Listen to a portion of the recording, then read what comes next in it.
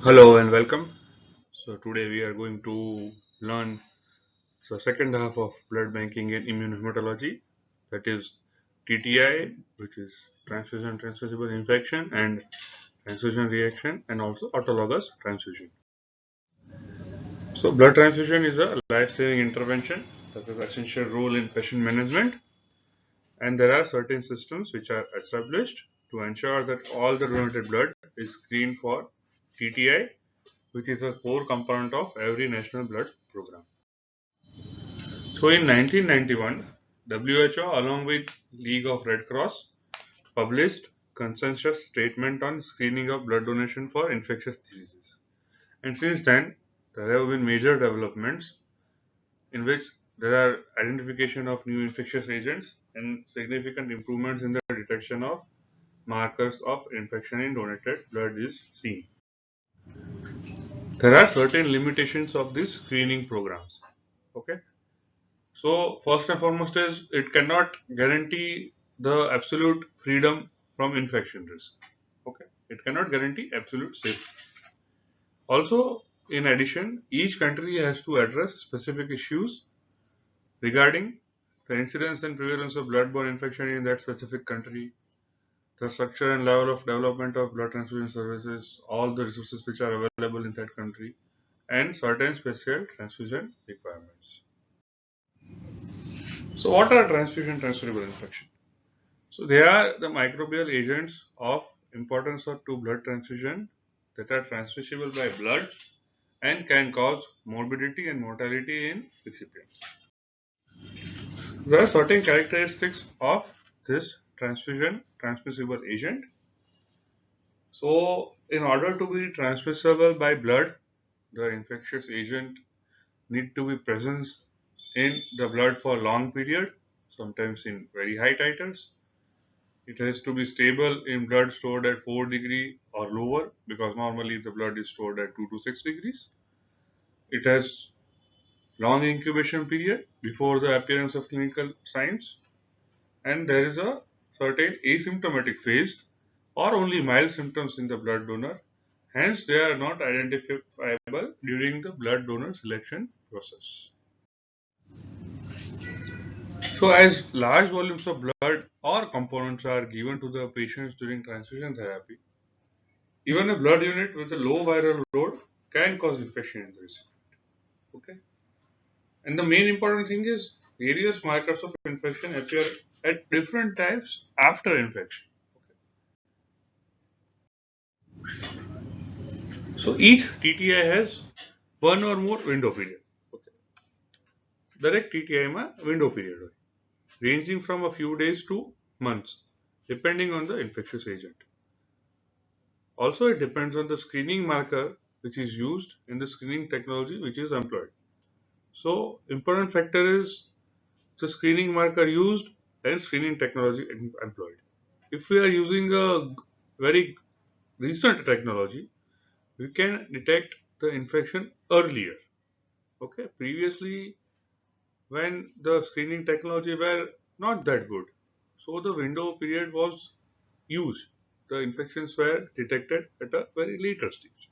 Okay, and this window period, during this window period, the particular screening marker may not be detectable in recently infected individual, though the individual might be infectious. So, why this is important is in certain TTI, the screening marker is not detectable in the earliest phase, and it is important because this recipient can give the infection to other person. Okay, we cannot detect the person is infected, but he or she can be infectious. So, nucleic acid, as part of the native infectious agent itself, is the first detectable target to appear, followed by antigen and subsequently by antibody. Okay, as the immune response develops. So this is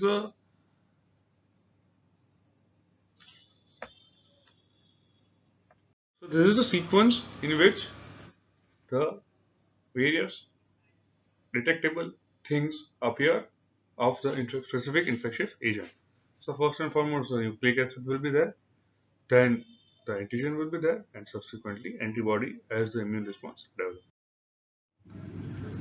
But in some infections like cytomegalovirus, it presents a risk to certain recipient groups only.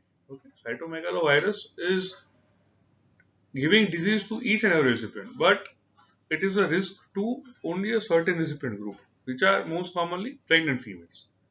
If a pregnant female is given transfusion having cytomegalovirus infection, there can be fetal abnormalities seen. Okay, so this is why CMV is a risk to certain recipient groups only. Okay, so in this case, selective screening of definition for this specific recipient is adopted. Okay, so I'm giving you an example. If a female is pregnant female is in need of blood transfusion, the selective screening of CMV should be done. Okay. So if we talk about what we are practicing in our blood bank, we are doing TTI testing for 5 diseases: HIV, that is human immunodeficiency virus; HBsAg, hepatitis B; HCV, that is hepatitis C. We are testing for syphilis, and we are also testing for malaria. So first we'll be focusing on human immunodeficiency virus, that is HIV. So HIV is a retrovirus, enveloped RNA virus, and it is transmissible by parenteral route. So it is found in blood and other bodily fluids. Once it is in the bloodstream, the virus first infects the lymphocytes. The CD4 lymphocytes are attacked, and the viral nucleic acid persists by integrating into the host cell DNA. So there are basically two variants, HIV-1 and HIV-2, and there is significant cross-reactivity between them. So HIV-1 is now endemic in most of the parts of the world. Okay, and in HIV-1, group M is responsible for more than 99% of infection worldwide. And the prevalence of HIV-2 is restricted to countries in West Africa and India. Okay, and additionally, in Africa, there are few infections with HIV group O and group N have been observed.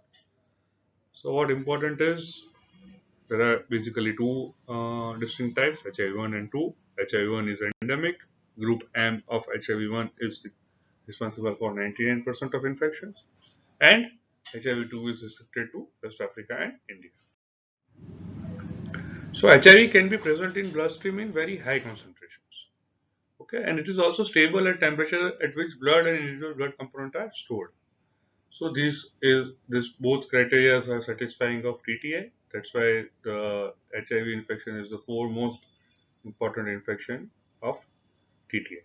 Okay, but infectivity estimates for the transfusion of infected blood products are much higher, around 95%, than for other modes of HIV transmission. Okay, so this sentence signifies that whenever infected blood is transfused to the recipient, the infectivity is around 95%. The chances of infection being given to the recipient is 95%. And if you compare it to other modes of HIV transfusion, such as use of needles, used needles, or any other bodily fluids, so that infectivity is far less as compared to blood transfusion. Okay, because the viral dose is very much high in the blood transfusion. So how will you do screening? Okay, so all the screening strategies should employ at minimum the detection of antibody. Okay. Why? Because the identification of specific antibody is still the most reliable screening method. Okay. And if possible, they should also employ the detection of antigen. Okay. So in HIV, antibody may be detected approximately 3 weeks after infection and approximately 6 days after first antigen is detected. Okay. So antibody is detected at 3 weeks after the infection and 6 days after the antigen is. So what we are doing right now in blood bank is we are using fourth generation ELISA in which we are detecting P24 antigen also. P24 antigen is the antigen of HIV. Okay, and this may appear from 3 to 10 days after viral RNA. Viral RNA can be detected approximately 7 to 11 days after the infection. So, why this is important is if the donor is infected of HIV, the early just before 7 to 11 days of donation, if we are detecting viral RNA, we can easily tell that the donor is having HIV infection and he or she cannot give the blood or that blood cannot be transfused. Why this is important? Because even if the HIV antigen or antibody assays are negative, the HIV RNA detection will be positive in the earliest stage, that is approximately 7 to 11 days after the infection. So, I'm telling you this is important because whenever we are detecting the HIV RNA, it can reduce the risk of HIV transfusion during the window period in which antigen and antibody assays are negative significantly. Okay. So, what we are doing in our blood bank is we are using fourth generation. So, earliest possible is P24 antigen and then antibodies.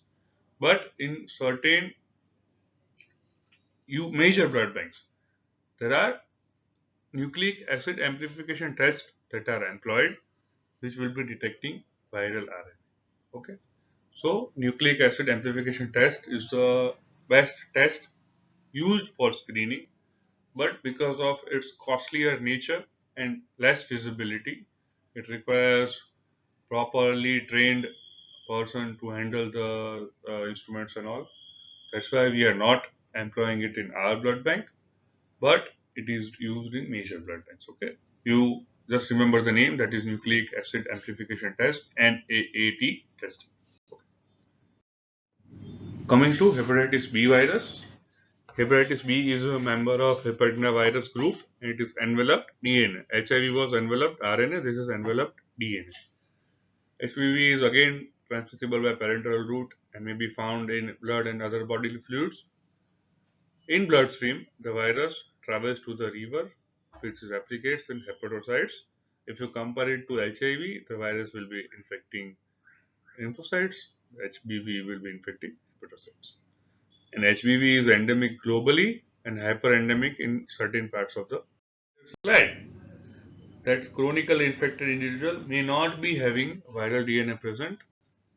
बराबर? So screening will be doing hepatitis B surface antigen. It only indicates infection with HPV. It does not distinguish between recent and chronic infection. Okay. But the distinction between acute and chronic is not significant. Why? Because all the hepatitis B positive donations should be considered as high risk of transmitting HBV and should not be released for transfusion. So I'm telling you one thing, that if we are checking for any of the 5 transfusion transmittable infection in our blood bank, and if any of the 5 tests is positive, the blood is discarded and autoclaved. Okay, so it is not used. Additionally, there are certain studies that suggest that even if the HbA1c test is negative, some individuals may have low levels of detectable viral DNA which will be transmitted by blood and which can cause infection in the recipient. Okay. So what we do in screening is we screen for hepatitis B surface antigen, and it appears normally within 3 weeks after the first appearance of HBV DNA, and levels rise rapidly.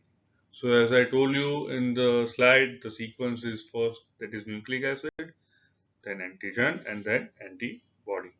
So in this, the first is HPV DNA, and then after 3 weeks, hepatitis B surface antigen will be there, and and after that, the levels will be rising rapidly. Again, a certain antigen, that is hepatitis B core antigen, okay, antibody to hepatitis B core antigen is produced later in the acute infection after the appearance of hepatitis B surface antigen. Okay, and that marks the start of the immune response to HBV infection. So, if you do the testing, first and foremost will be HBV DNA, then hepatitis B surface antigen, and then there will be antibody to hepatitis B core antigen, that is anti-HBC antibody. And in general, anti-HBC persists for life, irrespective of the infection is resolved or progresses to chronicity. Okay, but anti-HBC screening is not useful for routine use. Okay, routinely we are using hepatitis B surface antigen.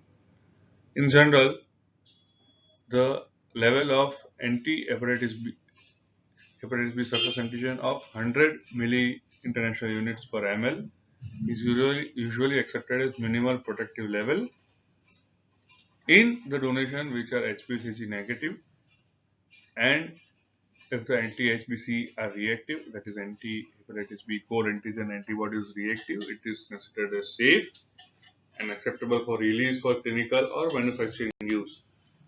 Mind well, this is not used for any recipient. Okay, it can be used for clinical and manufacturing use. Okay, it is not used for even giving the blood to any person. Also, we can use blood test for screening of hepatitis B. We will be checking for alanine aminotransferase. So, we'll be detecting the elevated levels of alanine aminotransferase. And it is a very non-specific marker of infection, so it is not used nowadays. Again, as I told you, hepatitis B virus DNA detection is the best thing which we can do. Okay, but again, it is very costly, done by nucleic acid amplification test. Okay, and the detection of HBV DNA, it reduces the risk of hepatitis B transfusion during the active, acute window period. So, if the person is not having hepatitis B surface antigen, it, he or she can have hepatitis B DNA, which is earlier, after which the hepatitis B surface antigen will be there. So, the DNA detection is the best method to do for screening of hepatitis B virus. Again, not done in our blood bank because it is very costly. Also, the products which are done after the testing it are very costly. If I give you an example, the normal PCV costs around 1100 rupees, but the blood which is tested for nucleic acid amplification is around 2000, almost double.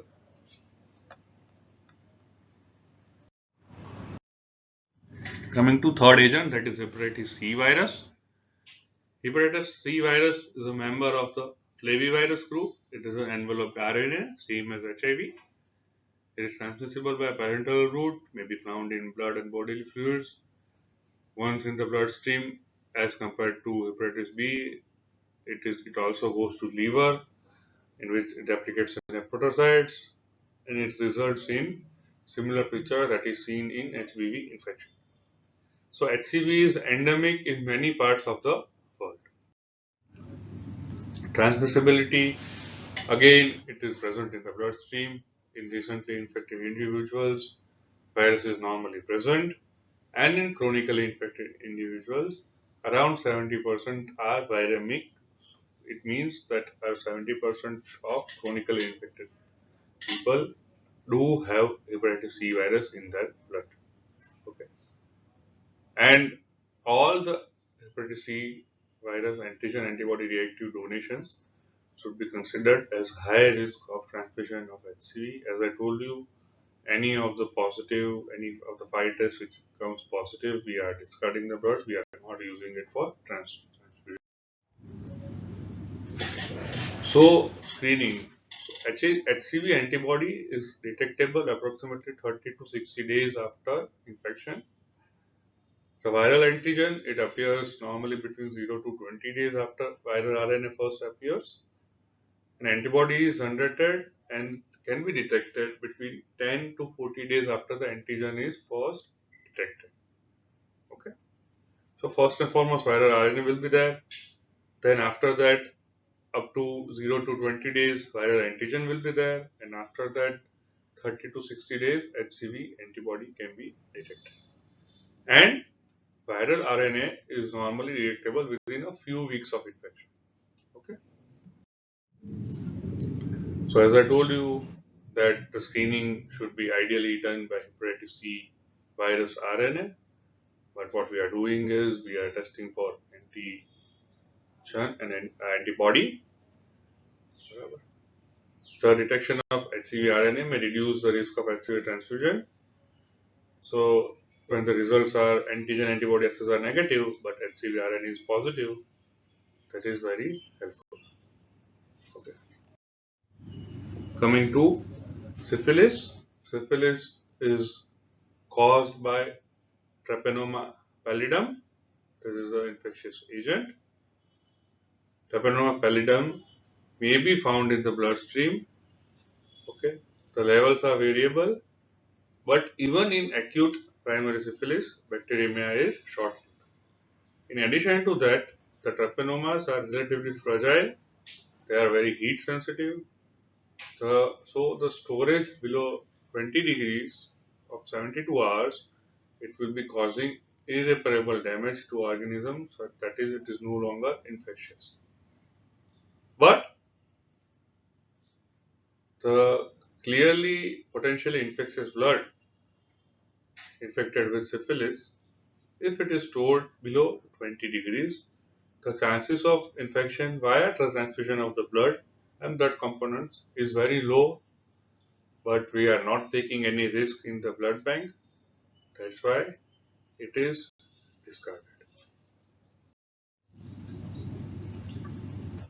So, blood components store at higher temperatures, about 20 degrees, such as platelet concentrates, or those not stored at lower temperature for any length of time, this present a significantly higher risk of transmitting syphilis.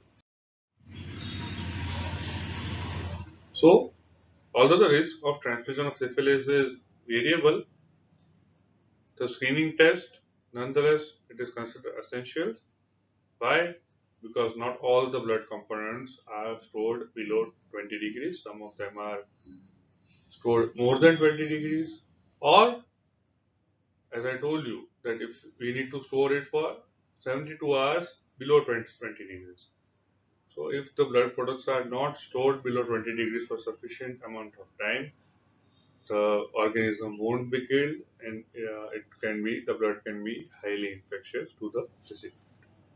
You do specific assay, as I told you in the earlier slide, it can detect the antibodies, which will be telling us if the person is recently or is infected in the past.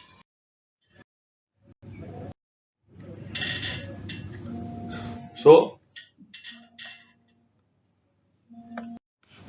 so when the incidence and prevalence of syphilis in blood donor population are high and cannot be reduced through donor selection strategy, so what we do is we only use the non-treponemal assay, that is VTR or RPR, to identify the highest risk of donors and which will be showing us the evidence of recent infection.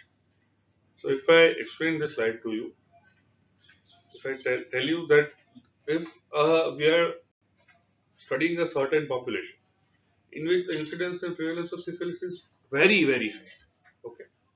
So in those population, if we reject all the person who are having this syphilis specific as a positive, so most of the person will be rejected for blood donation. So the blood available it will be very less.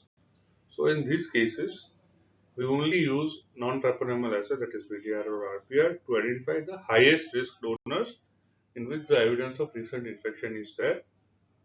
So will be rejecting these donors and accepting the other donors. Okay. But for routine screening, this strategy carries a high risk of false negative result, as the sensitivity of this non-treponemal assay is significantly lower than specific assay. So it can be false negative. The person may be having infection, but the test will be showing negative. That's why we are employing enzyme-linked immunoassay in our blood bank to be perfectly sure that the person is not having syphilis infection and it is not transmitted via. Coming to the last disease, which is tested for TTI in our blood bank, it is malaria, that is Plasmodium species. Malaria is caused by parasite of Plasmodium species. There are mainly four types: Falciparum, Plasmodium vivax, Plasmodium malariae, and Plasmodium ovale. So malaria is primarily transmitted to humans through the bite of the female Anopheles mosquito. Okay. But it can be readily transmitted by blood transfusion through donation collected from individuals who are asymptomatic but have parasitemia in their blood. Okay. So whenever there is malaria infection in any person, the parasite will be released into the bloodstream during its life cycle and will therefore be present in the blood donated by the same infected individual. Parasites are very stable in plasma and whole blood for at least 18 days and when stored at 4 degrees centigrade and for extended periods in frozen state. This is very important. So malaria parasites are very stable in frozen state. Okay. Frozen state na जो blood compounds are. The first and foremost is FFP, in which the malaria can be seen. They are very stable for extended periods. Okay. What we are doing is we are using rapid antigen testing for malaria, and in which we are detecting PFLDH, that is lactate dehydrogenase, and PYX antigen we are detecting, and we are detecting this. Why? Because thick film is tedious, time consuming, highly operator dependent, and if you compare it to rapid card is very easy to use, very easy to perform, and it can detect the low level of parasitemia easily. Okay. Coming to, there are certain emerging and re-emerging infections which need to be included in the national blood transfusion program. Certain infections such as SARS, that is severe acute respiratory syndrome, in which there are theoretical risk of transmission. So these are the diseases in which there is theoretical risk. No actual case of transfusion transmitted infection of these diseases are identified or proven, but there is a theoretical risk of transfusion. So this new infections should we identify as transfusion infection or not? It is the first question. And second question, if they are identified as transfusion transmissible infection, the cautious and measured response is needed to for any apparent new or re-emerging threat to the blood safety. So clinically insignificant transfusion transmissible infections are infections that are not normally transmitted parenterally but may be transmitted if the blood donor is infected and has a high level of infectious agent in the bloodstream at the time of donation. One of the very common example is hepatitis A virus. Okay. So normally hepatitis A and E, hepatitis A virus is not transmitted parenterally. Okay. It is transmitted via foodborne route, food and waterborne route, but it can be transmitted to the blood donor if the donor is infected and having high level of infectious. Okay.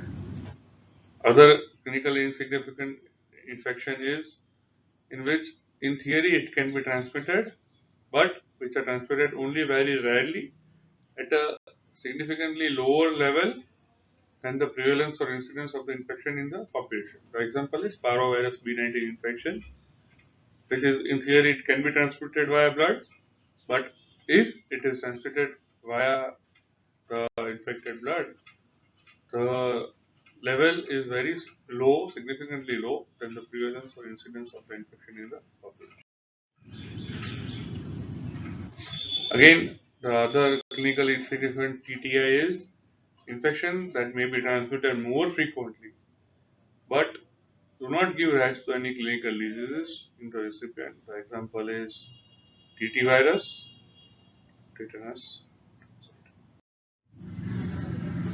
So, routine screening of this clinically insignificant transfusion transmissible infection is not practical or cost effective. The screening test available which not be appropriate for blood screening. It is only aiding for the diagnosis of infection in the symptomatic individuals. So asymptomatic person will be directly excluded in this. Also, in this situation, the donor selection process is a significant factor for the exclusion of those donors who might harbor this infection in order to prevent them from entering the blood supply. So, what we do is we elicit the certain history. So, in the donor selection process, we elicit history of this clinically insignificant transfusion transmissible infection, such as we ask for if the donor is having a history of hepatitis previously, okay, or history of any blood transfusion previously, or history of having received any vaccine recently for TT. Okay, so in this way, if the donor is having any history of hepatitis infection and up to certain amount of time, that is most commonly 6 months, we are rejecting those donors to prevent the clinically insignificant TTI. Why? Because if we do screening for each and every agent, it is not practical, it is not cost effective. So we exclude them in the donor selection process only. Okay. So these are the policy recommendations. We are using, as I told you, we are using for HIV-1, hepatitis B, hepatitis C. We are using for syphilis. We are using for malaria. Also, there are, if the local epidemiological evidence is there of Chagas disease, that is other than parasitic disease, it should be done. Not found in very commonly in India, so we are not doing it. Also, it recommends that adequate resources should be made available for the consistent and reliable screening of blood donation. There should be sufficient number of qualified and trained staff which are available for the blood screening program. Also, there should be a national system for the evaluation, selection, and validation of all the assays which are used for blood. Okay, and minimum evaluated sensitivity and specificity of all these assays should be not less than 99.5%. Again, one important thing is there should be national procurement policy and supply system to ensure the quality and continuity of test kits, reagent, and other consumables which are used for screening of all the donated blood. Quality management system should be there, documentation should be done, all the standards should be present, the training should be done, and regulatory mechanisms should be present to oversight the activity of blood transfusion services, including blood screening. So, illegally, Drugs and Cosmetic Acts provides mandatory testing of blood for 5 infections, as I told you, HIV, hepatitis B, hepatitis C, syphilis, and malaria. Okay, it is mentioned under the monograph Whole Human Blood in current edition of Indian Pharmacopoeia. So, revealing the one important thing is whenever the person is tested, how to reveal the status, infection status of the individual to the same person, donor. Okay. So, as I told you, every unit is tested for these 5 infections, and we are taking prior consent, informed consent in the donor form, that is donor questionnaire, okay, that we are going to test your blood for hepatitis B, hepatitis C, syphilis, malaria, and HIV. And if any of these tests will be positive, we are going to inform you. We are going to show you how to tackle with this problem, what doctor you should go and see, and this consent is done prior to the donation in donor questionnaire. Okay, so as I told you, the blood donor will be offered the option of knowing his TTI status if blood bank blood donor questionnaire and consent. So mandatory testing screening for HIV, HIV-2, that is done by rapid third or fourth generation ELISA, chemiluminescence, and nucleic acid amplification. Best is nucleic acid amplification, but we are using fourth generation ELISA. For HCV, we are using third generation ELISA. Hepatitis B, again we are using third generation ELISA. Syphilis, we are using ELISA. We are also using VDRL test. Malaria, we are using rapid CAP. Okay. So mandatory syphilis, hepatitis B, and malaria became mandatory in 1975. First, it was done. Syphilis was done by VDRL. Hepatitis B was done by rapid. Malaria was done by rapid smear. But newer technologies are ELISA, nucleic acid amplification test, or chemiluminescence. HIV came into enforcement in 1988 and hepatitis C in 2001. So, window period. If the person is having HIV infection and we are using third generation ELISA, the earliest possible we can detect if the person is having HIV infection is 20.6 days, that is around 21 days. Okay. But if we are using fourth generation ELISA, that time cuts to 13.7 days or roughly 14 days. And best, if we are using nucleic acid amplification test, we can detect the HIV infection of 5.6 days, that is approximately 6 days. So if the person is infected just 6 days before the donation, we can identify via nucleic acid amplification tests. Okay. In HCV, the third generation ELISA will be giving us 58.3 days. The fourth generation will be giving us 9.4 days, and nucleic acid amplification will be giving us 4.9 days. In HBV, that is hepatitis B, third generation will be giving 36.3 days. Fourth generation will be giving 24 days, and nucleic acid amplification will be giving 21 days. So, ELISA, the definition is detection of antigen or antibody in plasma or serum using enzyme-linked chromogenic endpoint detection system. The full form is enzyme-linked immunosorbent assay. Okay.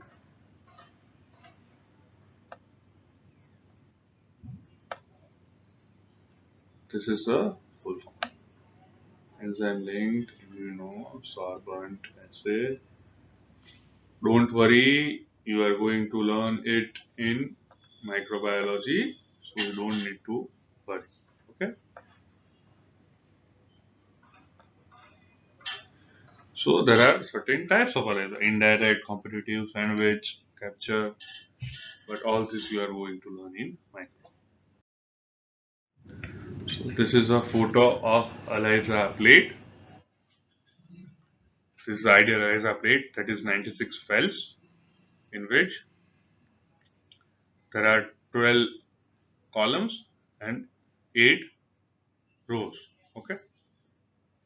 There are certain number of negative control, positive controls are put, and some external controls are also put. As you can see, in positive control, there is a development of color. You can see via marker. In positive control, there is development of color.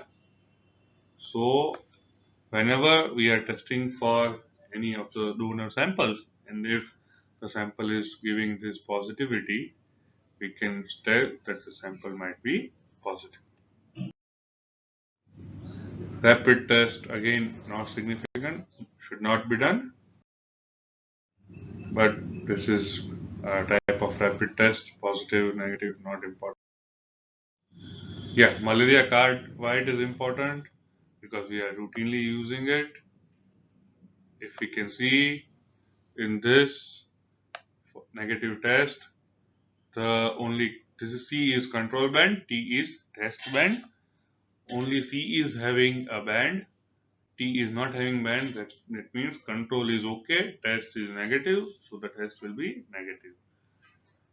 In this second, it is showing control is showing band and test is also showing the band, which means the test is positive. The person is having any kind of malaria infection. And the last one is invalid. Why? Because there is no control band present in the C region. Okay, so that's why the test is invalid. This is the rapid kit which is used for malaria card test. Chemiluminescence, again significant. Nucleic acid testing, as I told you. This is NAT lab. This is the instrument for NAT lab. So there are certain preventive strategy for bacterial contamination. So we'll be using proper disinfection methods for venipuncture, and then removal of first ELICA to the donor blood by diversion pouch. The solid temperature should be optimized. The component should be visually inspected before the use. Improved pre-transfusion testing, the reducing the recipient exposure to blood donor and pathogen inactivation not done. The most important thing is careful donor selection. Okay, in that stage we can identify the specific donors, which are repeat voluntary blood donors, and we can improve the blood donor screening criteria. So donor notification. This is a very important slide. Okay, why should the donors be informed of test results? The tests which are done in our blood bank. Why the donor should be informed? Why? Because the results are very significant to their health. Okay. Second thing is it ensures the donor is not giving further blood donation to the other blood banks. Also, it is unethical to hold the information, and we can inform about the pathology, acute and chronic. Also, we can inform about secondary transfusion via sexual route or mother to child or via close physical contact. We can also tell the donor about mode of infection. We can also guide him or her for treatment and management, and also helps in general surveillance and epidemiology. This is NACO recommendation. Okay. So what we are doing if any of the person is having any of the positive result, how will you notify? So first and foremost thing which is done is the blood or blood component is discarded. Now there is a blood bank counselor who is well trained in counseling skill. We'll be calling up the person, the donor. We'll be telling him that you need to come to blood bank. Whenever the person is there in the blood bank, we'll be maintaining the confidentiality and telling him or her the results. We are never telling it on telephone. First and foremost thing you should remember. Okay. Otherwise, it can create a shock-like state, panic-like state in the donor's mind. Okay. Also, if we are doing it in person, there are certain opportunity to ask questions. So, if, for example, if I tell you that if the person is HIV positive, we can ask him or her about unprotected sexual relations. How and why he was infected, the questions can be asked, and further appointment can be offered. Okay, so we are first the counselor. Whenever the counseling is done, we are referring the patient. according to the what type of positivity is seen. So if the donor is having HIV, it is referred to ICTC, that is Integrated Counseling and Testing Center. If the donor is having hepatitis B or HCV positivity, he is referred to medicine or gastroenterologist. If he is having syphilis, he is referred to STD clinic, that is sexually transmitted disease clinic or skin department. Or if he is having malaria, he is referred to physician or. Thank you. If you have any question, you can ask in Google Classroom. So this is the end of the first part of my lecture. Second part is will be done in next video.